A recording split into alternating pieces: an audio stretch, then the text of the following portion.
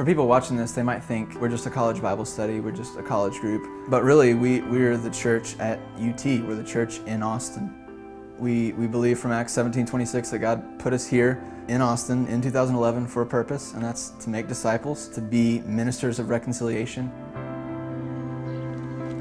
I see the need of the 2.7 billion people around the world who don't have access to the gospel at all. And I love these people, but God's put me in Austin. We have one of the largest international student populations. 10% of the student body is international students. And so for us, it was really seeing the need in our community. Our place is the campus, and investing our lives there. The nations are in Austin.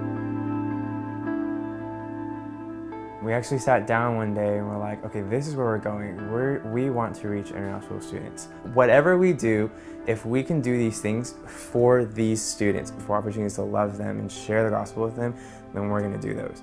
When you're going after a common goal, like a football team or something, when you're going after the championship, you get camaraderie. And we found that true with mission, in that when we're going after Christ and we're pursuing international students and we're making our life about that, we form deeper community than we ever did just having a Bible study. This actually uses the church in the sense of the hands and feet of people. It doesn't just use the pastor or the pulpit. It uses the people who are actually filling those seats that go back out. It's a community effort to bring our world into theirs for the sake of the gospel.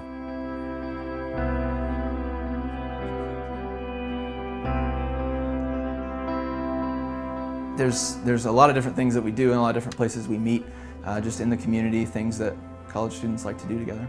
One really valuable tool that we've learned from the Austin Stone is the idea of third place. It's just a neutral place, a place where you don't use religious language, a place where you invite your lost friends and you invite your community of Christians to hang out together. We meet at Starbucks right off campus. It's actually a hot spot for international students, and that's why we hang out there. International students can kind of come in and go out as they please, and we can use it as an opportunity for us to kind of talk about whatever comes up. On Thursday mornings we get together and we just pray simply for international students. And the reason is, I can't change their hearts, we know we can't change their hearts, and so we need God in it. Lord, we love them, and God, we just ask that you would open their eyes to the truth. We ask that they could know Jesus, and they could know the hope that we have, and you would give them that hope as well, Jesus. I know there's nothing that you can't do, and so save them, God. We ask, we beg you to save them.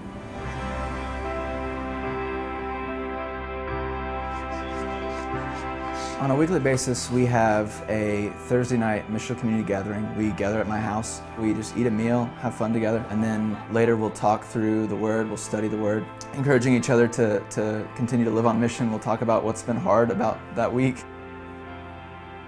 It's usually a really good time, kind of a place to regroup and gather as we go out during the week.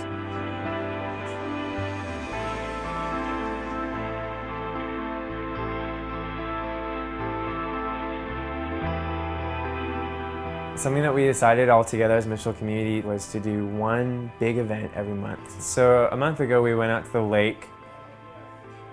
And the great thing is about the environment there is it brings so many people there. It becomes a more fluid environment for relationships to form. And beyond that, it's fun for the internationals to see other parts of the city.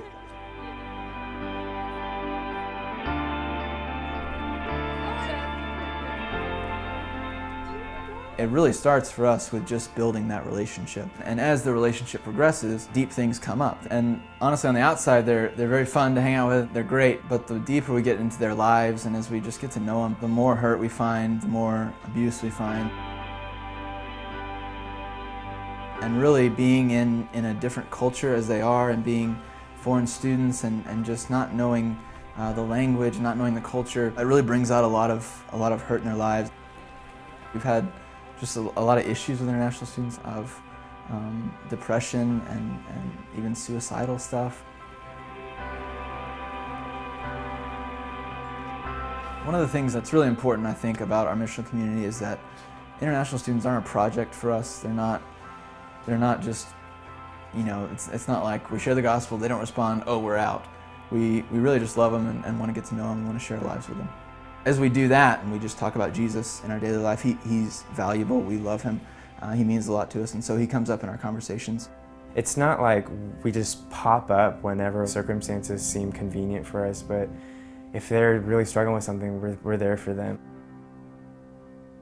One of the girls actually told me that she knew that I was a missionary. She knew that as a Christian missionary I would have motives, but what she told me was she never thought that that was the pinnacle of our friendship. She actually thought that I was her friend and that I valued her as a person and not her as like some project I needed to convert and tell her all my beliefs.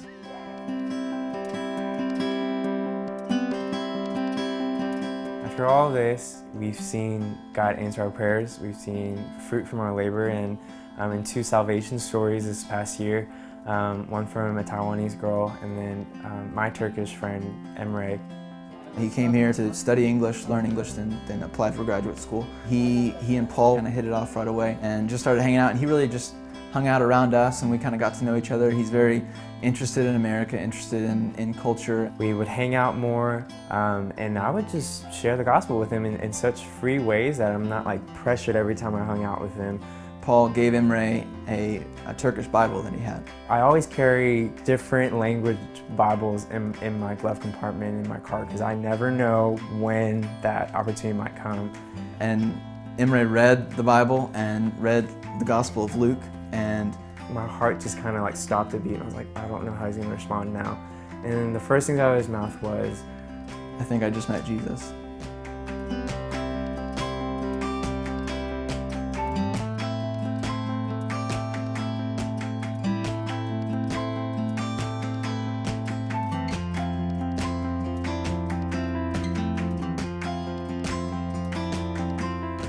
My heart and my eyes were opened by God himself. He came and he chose me and he opened my eyes and my heart. I'm still sinful, but my life was destroyed by sin.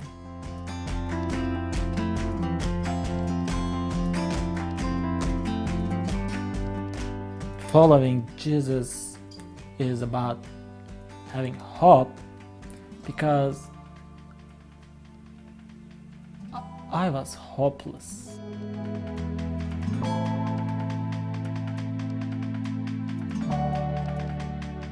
He was despised and rejected by men, a man of sorrows and acquainted with grief. I thought my goal was conversion, but my goal was actually to disciple Emre.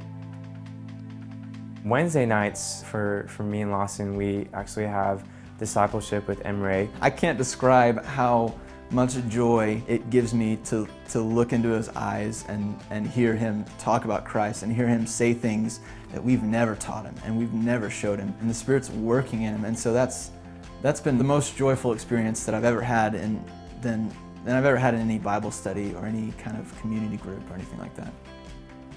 As we are discipling him, we want him to make disciples, and we hope that as he goes back to his country or whatever he does, that he would be making disciples. In light of that, it's been so encouraging to think like, man, like as we hang out with them, we're actually affecting something greater than this. That a group of students in the middle of Austin praying and seeking the Lord is actually affecting something greater and beyond this. It's a vision of our community to see international students from countries that are unreached, that don't have the gospel, come to know Christ, come to love him and value him, and then go back to their own countries and plant churches and start movements there. Şu son bir haftadır sabır konusunda çok fazla ders aldım. Az önce de bunların sonuncusunu aldım.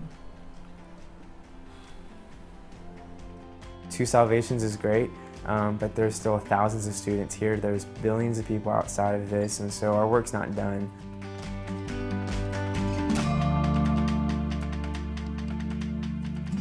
For us as a group, Sunday is a great time just to be encouraged, to hear the word taught. We love the worship, we love the teaching, so we believe that's valuable.